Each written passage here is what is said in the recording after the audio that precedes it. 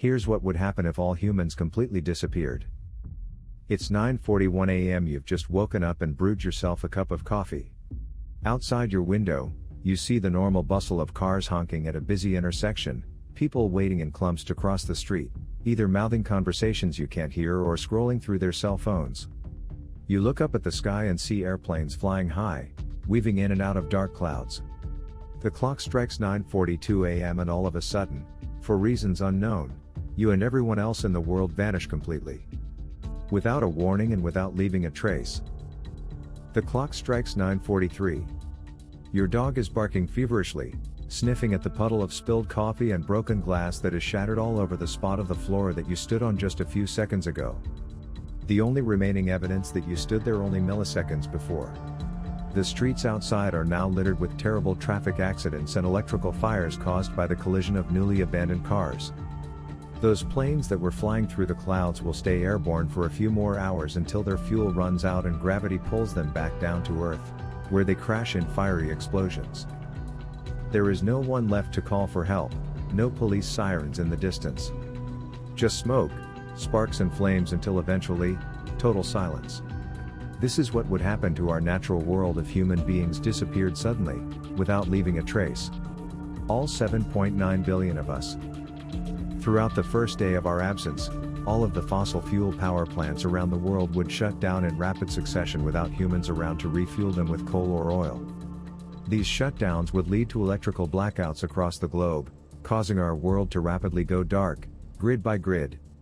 If you were to look at Earth from space at the end of the second day without humans, the only city that would still have electricity would be Las Vegas due to it being powered by the Hoover Dam. Sometime around the 36-hour mark without power, New York City's entire subway system would completely flood due to the loss of manual laborers who pump around 13 million gallons or 49 million liters of water out of it every single day. Within the first 3 days of your absence, various insects would have begun infiltrating your home, making their way to whatever food was left out on the counter or table. At the same time, your dog would be on the same mission and would start munching on whatever scraps they can find, scrambling to survive without you around to feed and take care of it. Over the next week or two, the insects in your home would be followed by small animals like mice, rats, squirrels, and chipmunks that would enter by chewing through the walls and foundation. Domesticated pets will have either found a way to escape their abandoned homes or will have starved to death inside, depending on the capability of the animal and the circumstances of the space they were left in. But even for the dogs and cats who are successful in escaping, their struggle has only just begun. On their own now in the wild for the first time, these pets would not only have to compete with all the other newly freed dogs and cats out there, but also more experienced predators like wolves, coyotes, bears, eagles, and snakes. To make matters even more complicated, the global power outage would disable electrical fences at zoos around the world, allowing even larger and more exotic animals to break out and roam free. Imagine, if you will, lions prowling around supermarkets, or monkeys climbing on playgrounds. Surprisingly enough, house cats are predicted to have a better shot at survival as a species than dogs in the absence of humans, because dogs have been domesticated and selectively bred by humans for thousands of years longer than cats have. Furthermore, when left to fend for themselves, dogs form hierarchical packs which can lead them to hunt and kill their own, whereas cats are solitary hunters who avoid preying on their own as a means of preserving the species. On approximately the 10th day without humans, the planet and everything that is left inhabiting it will be forced to overcome a major environmental problem. All around the world, humans have built 440 nuclear power plants. Inside them are diesel generators which, unless carefully stored in cool water tanks, will heat up to 1000 degrees Fahrenheit and explode. The moment the power goes out on the first or second day without us, a ticking time bomb for these power plants is initiated. The generators will begin heating up their tanks, causing the water to boil before evaporating completely. This would lead to the generators igniting, causing all 440 nuclear power plants to begin a chain reaction of explosions, subjecting the world to the worst nuclear disaster in human history. Or should I say, human and post-human history. In total, these explosions would unleash about 500 times as much radiation as was released on Hiroshima with the atomic bomb. Radioactive smoke would fill the air, coating every plant and tree it touches with a metallic, Black film. Over half of the world's insect and rodent population would be killed off instantly. Heavier animals would cope better with the radiation, as their organs are more insulated. Smaller animals who have found ways to sustain themselves indoors, either in supermarkets, homes or other buildings, would also be better protected. Within the first month or two without humans, almost all farm-raised dairy cows, chickens and sheep would have either starved to death or been killed off by predators. Within the next 3 to 6 months of your absence, water would begin to seep in through the cracks of your home that were created by the insects and small animals. This water would erode the walls, floors and ceiling even further. The unchecked water damage would rot the wooden beams supporting the roof, while mold continued to coat everything under it. Homes made of wood would be entirely infested with termites by this point. At the 1-year mark, hundreds of thousands of fires left to burn unhindered would have destroyed entire cities. In winter climates, the cold would have brought with it the freezing and bursting of water pipes in houses and buildings.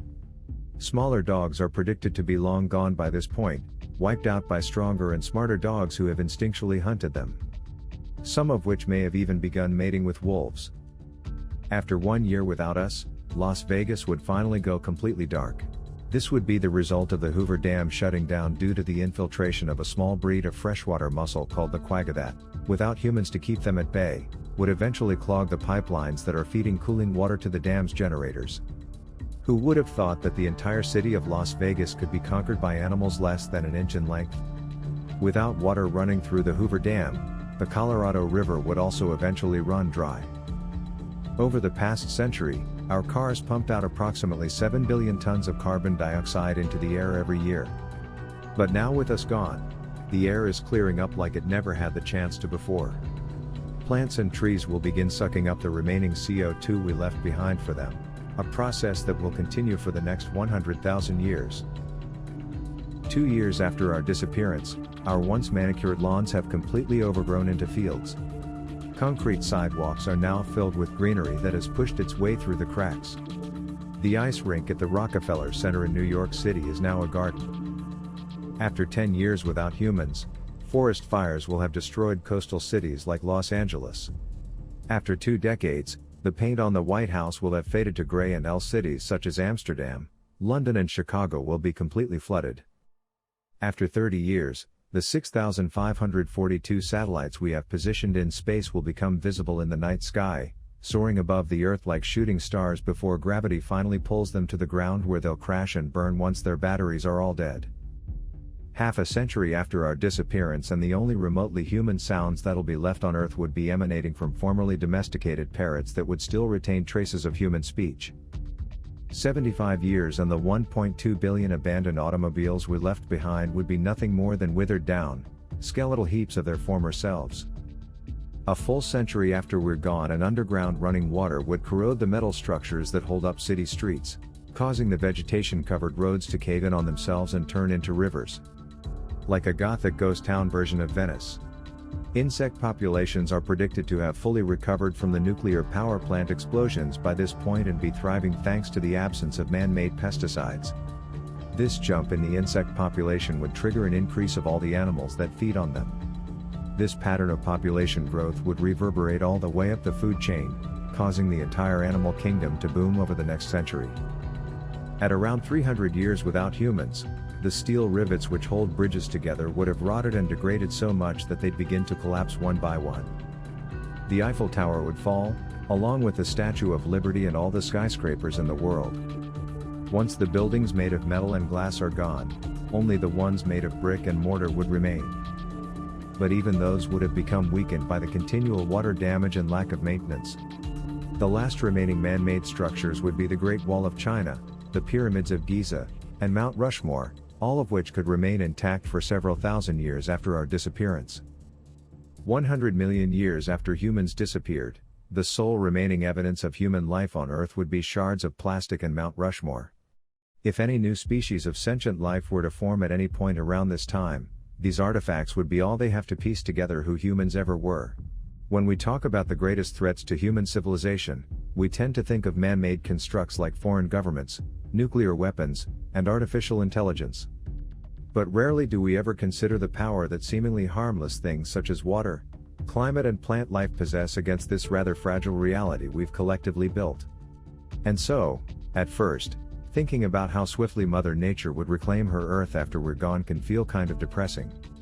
But at the same time, thinking about how powerful this planet really is, even despite the tremendous amount of environmental damage we caused, can be oddly reassuring, maybe even liberating.